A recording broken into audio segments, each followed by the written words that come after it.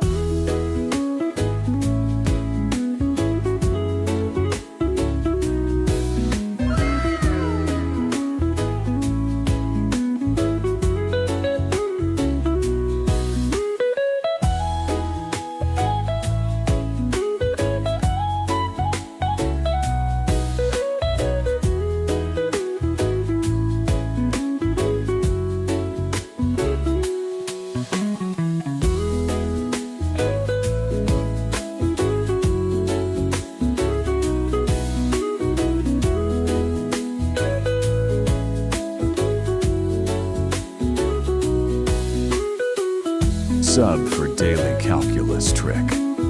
Grab my 100 calculus problems PDF in the description.